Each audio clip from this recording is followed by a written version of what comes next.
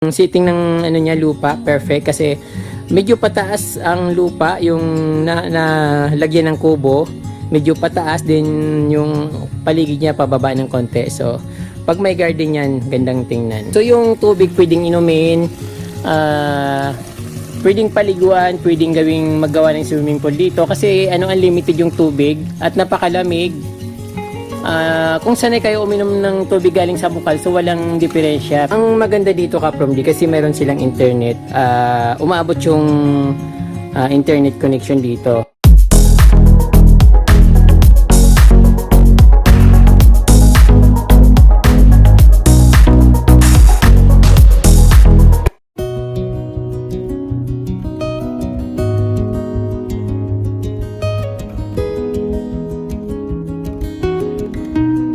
Magandang araw sa inyo mga Ka-Promdi at welcome back sa Certified Promdi Channel.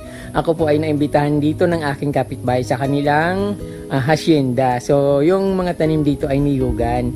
So gusto niyang ipakita sa akin yung lugar dahil sobrang maganda at sabi niya talagang magandang i-develop. Kaya dinala niya ako dito dahil pinapakita lang naman sa akin kung anong pwedeng gawin dito dahil sa dami ko nang napupunta ng mga tourist spot, tourist destination sa iba't ibang lugar dito sa Pilipinas. So alam niya na kung anong klaseng setting yung gagawin dito. But sa akin hanggang suggestion lang naman ako kasi hindi naman ako pwedeng makialam. Kumbaga parang dagdag idea kasi ayun nga dahil madalas akong kasama ng kaibigan ko sa pagta-travel sa iba't ibang lugar dito sa Pilipinas, Batanes, Mindanao, Visayas, Luzon, South Luzon in Northern Luzon.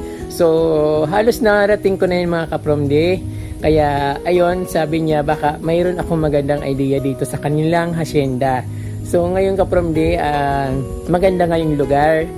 Nasa baba, sa baba may ilog. Din dito sa taas, yung nakikita nyo sa likod ko, yung background niya na pwedeng i-develop ng napakaganda. So ayun, nag-suggest ako sa kanya na pwedeng gawing tourist adventure yung kanyang lugar. Kasi malapit lang ito sa barangay, sa sentro ng barangay, sa doon mismo sa sa kubo ko, siguro mga 10 minutes walking or mga 1.5 kilometers sila yung layo nito doon sa aking kubo. So dahil malapit kami dito, madali kami maka-access dito sa kanyang lugar. But hindi naman ako pupunta dito. Once ko lang itong nakita sa sa picture ng kanyang anak sa FB. Then sabi ko, wow, ang ganda naman ng lugar niyo din sa Hindi ko alam na may ganitong lugar dito sa amin sa gubat, sa ibabaw ng bundok. So ito, napakaganda niyang i-develop Ka-Promdi kung nakikita nyo, talagang ma-amaze kayo. Then napakalawak niya. Ayun.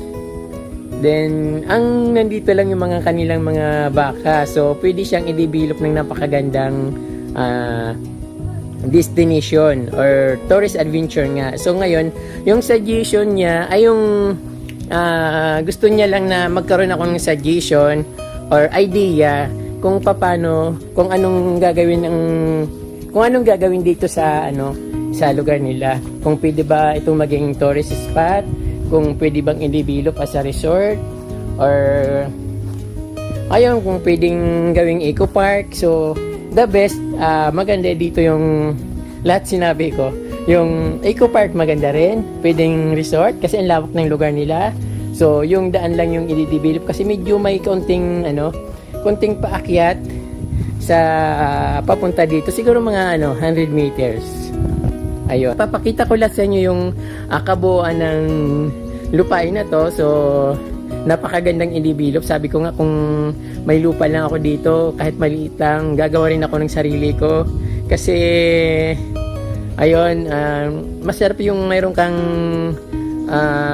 pinagkakaabalahan. Kaya lang yung pinagkakaabalahan ko, ang layo-layo yung nakiusap ako sa ate ko na pwede mag-gardening doon sa lupain nila sa malayo pa. Ayun,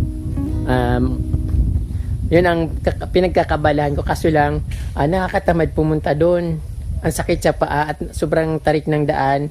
Kaya sabi ko, bakit ako nakarating doon? Sana mayroon akong lupa dito sa malapit or sarili kong lupa na pwede kong i-develop ng konti, ang panimula, parang garden lang, din magkaroon ng konting parang ano yon, kapihan, din hanggang sa ma-develop ko na maglagay ako ng kubo na pwedeng maging pasimula ako ng business. Yun lang naman ang ano ko, para may nagagawa ako kasi tumatanda na ako eh. Ayaw ko ng pagtanda ko ay mamamalimos ako. So gusto ko siyempre mayroon akong kaunting kaunting income na pinagpapaguran. So ayun po ka-from di kung nakikita nyo yung scenic, parang napakasarap i-develop talaga.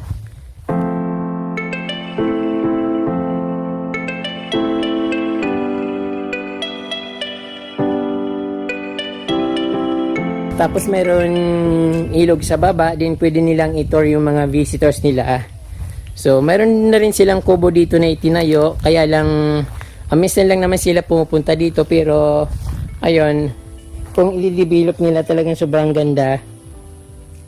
Mayroon pwedeng gawing fish pond sa gitna, ayan. Mayroon na silang kubo.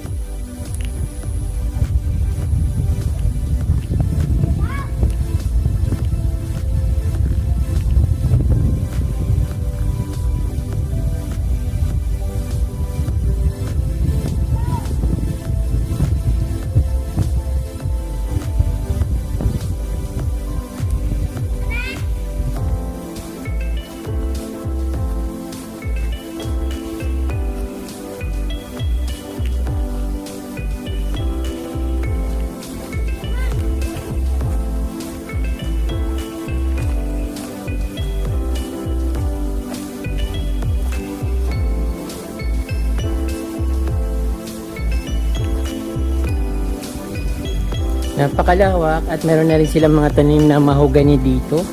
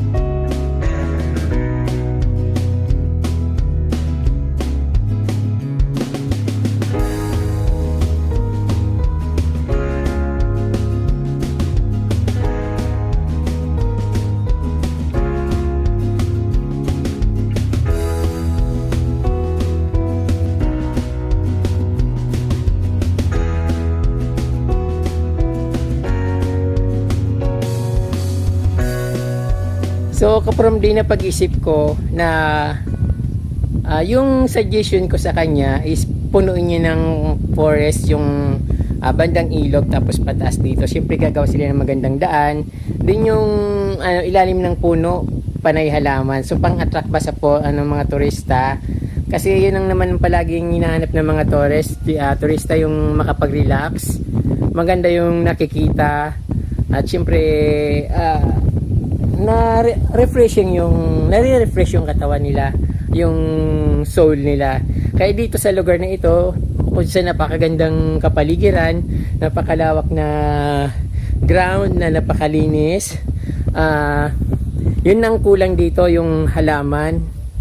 Mas maganda siyempre kaprom, di ba, pag may turista, hinahanap nila yung lugar na kung saan sila pwede magpa-picture na mas maganda at parang maging memorable sa kanila. Then yung sa baba, sabi ko nga, mga punuin ng mahogany, yung gagawa sila ng kalsada, yung kalsada kahit isang dipa lang na pwedeng makapasok yung sasakyan. May mga puno ng kahoy pataas, then hindi lang yung hindi lang yung gilid ng kalsada dapat lagyan ng mga puno, pati syempre yung mga paligid. Sa ilalim ng forest may mga bench, may daanan, then yun, may mga halaman. So yun ang gusto ko para sa akin, kung sa akin na lupa ito doon sa dulo. Then dito sa lugar na ito pwede akong maglagay dito ng ayan, sa paligid, may mga kubo na at least mayroon silang spacious yung kanyang dapat bawat kubo may garden kasi napakalawak ng lugar na ito. Pwedeng maglagay siya ng 10 dito kubo. Sa labas ng kubo ay mayroon magandang garden, napapaligiran ng magandang halaman. Then yung bawat kubo ay mayroon siguro mga bigyan niya ng space yung garden niya, na parang sarili niya yung parang isa siyang residential or isang bahay talaga, but kubo lang. So katulad na lang ng ginawa nilang dito ng kubo na kanilang tinutuloy kapag nandito sila pag nagkukupra. So ito okay na ito, kaya lang tamang-tama yung niya,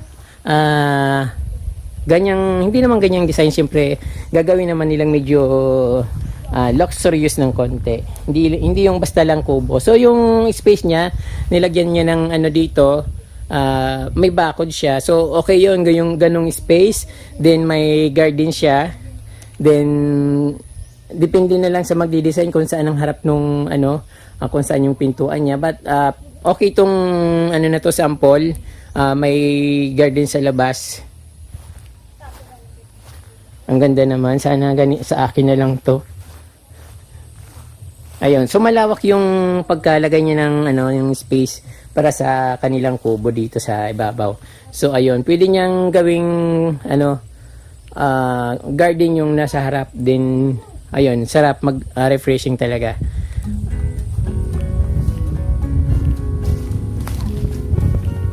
Sa akin kasi kaprom, alam ko yung pag nakikita ko kasi yung isang lugar, alam ko yung yung anong gagawin ko, anong klaseng garden ko, anong klaseng design ng kubo na pwede ilagay. Kaya lang wala naman akong capacity na gumawa ng ganun.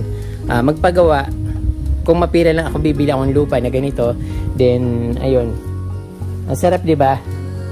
Parang rancho. So yung kubo, sarap lagyan ng halaman sa paligid niya. Tapos may mga konting pathway sa gilid or sa gitna. Then mga halaman, depende nilang sa halaman na choice ng may-ari kung anong gusto niya. But maganda dito yung medyo may ayan, mayroon na siyang mga damo. Maganda na yan, igugupitin niya lang kapag lumalaki or tumataas. Then maglagay siya ng pathway.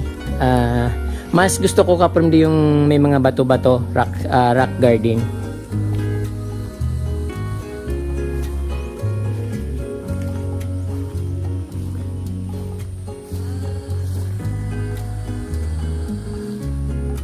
Yung niya, yung sitting ng niya lupa, perfect kasi medyo pataas ang lupa yung na lagyan ng kubo.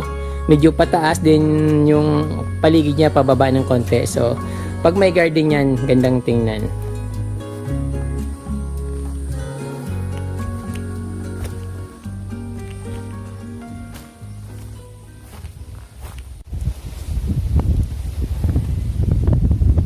Ito yung loob ng kanilang munting bahay kubo dito sa taas ng bukid. Ang maganda dito Kaprom D, kasi meron silang internet.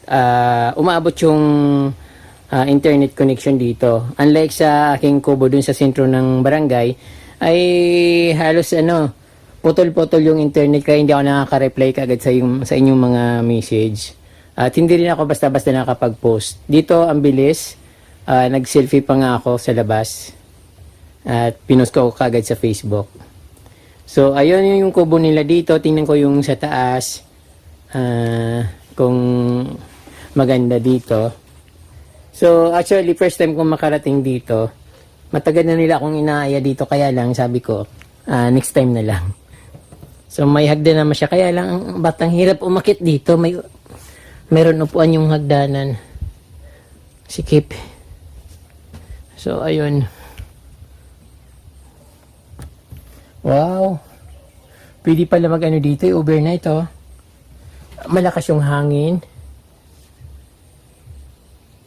Ayun, maganda pala dito, oh. Mas maganda siguro kung umuulan pag matulog dito. Malamok dito, no? Malamok?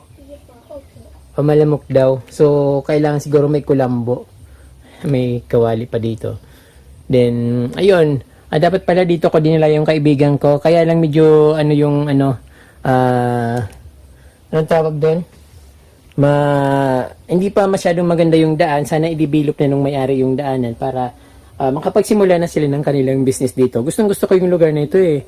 Yung nakikita ko sa labas.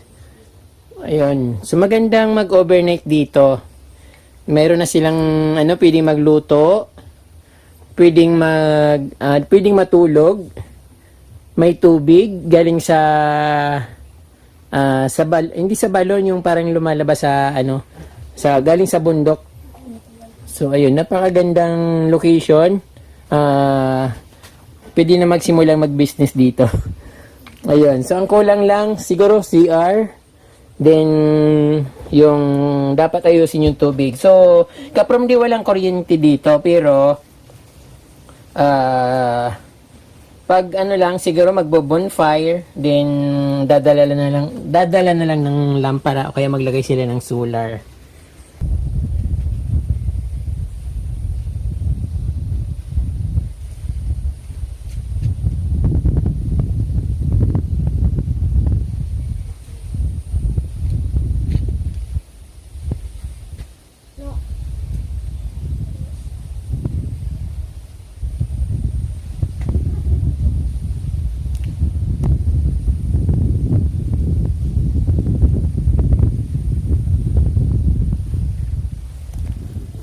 So, ang advantage dito mga Kaprom D, mayroon ditong tubig. So, hindi siya nawasa, kundi nanggagaling sa bukal dito sa bundok. So, yung tubig pwedeng inumin, pwedeng paliguan, pwedeng magawa ng swimming pool dito. Kasi unlimited yung tubig at napakalamig. Kung sanay kayo uminom ng tubig galing sa bukal, so walang diferensya. Pero pwede rin kayong magdala ng mineral water dito para yun ang inumin nyo kung natatakot kayong uminom ng galing sa tubig. Yung tubig na galing sa bukal. So, dito underdevelop pa yung lugar, pero pag once na-develop ito, sobrang ganda. Sana manalo ko sa luto para makatulong ko sa pag-develop nito. Wala kasing pera eh. So, napakaganda ng dito, yung lugar. Walang problema, yung hangin, very fresh. Pwedeng buko. Ayan, dami-daming bunga ng buko.